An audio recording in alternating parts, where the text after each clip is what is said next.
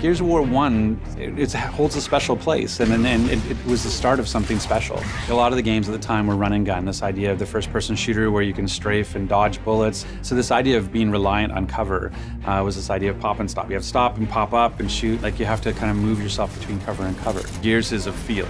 How does it feel to go into cover? How does it feel to pop up and shoot? How does it feel like to chainsaw? Like, that's one of the things that was really focused on. I believe at one point we even said that we're not attempting to fix gameplay. We're going to give the player the experience that they remember. Then we started thinking about that more and more, and the game is 9 years old. People expect different things from games today than they did back then. What you're trying to do is tap into the nostalgia, but with all the positives. It's finding the negatives of the nostalgia and trying to sand them down is really what we're trying to do, as opposed to changing the game fundamentally. It's meant to be, hey, it feels like Gears of War 1, but without the messy parts. So the initial months of this project, there was a lot of research. Pretty early on in the project, we had a playtest organized with a bunch of players from the community. I think it's really important that gameplay still feels the same, like to a T. Who knows that better than the players themselves? We brought out a group of professional players to test the game, and took down their feedback, recorded their gameplay, interviewed them, and got some great perspective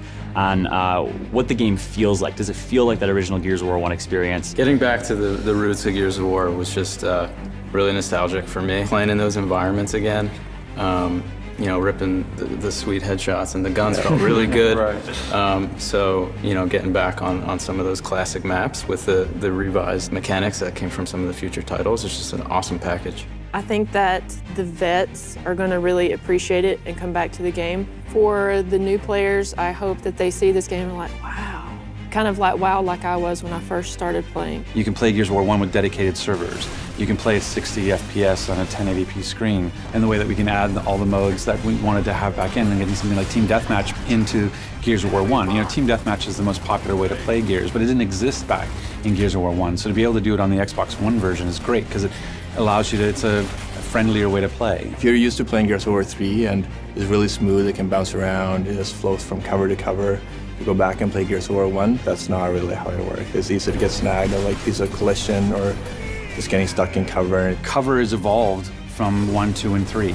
There's certain things you have to do to make those types of improvements where it feels like it's current gen, where you don't want to feel like, oh wow, I went from Gears 3 and stepped all the way back. But things like, oh, I don't get stuck as often, and oh, the controls work the way I expect them to, that makes total sense. We had to go and look at, okay, selectively and surgically, what are the right improvements to bring back so that we gain those advantages and those learnings from Gears of War 3, but we don't lose the feel of Gears of War 1. And I think we've really done that. The first time, I think, where we actually had a 4 versus 4 match and we played it, and it just felt really good all of a sudden. It's like, holy shit. And then afterwards, when I looked at performance stats, and it was just steady 60, and that's where you just feel like, holy smokes, this feels so nice. And yeah, it'll be something I won't forget.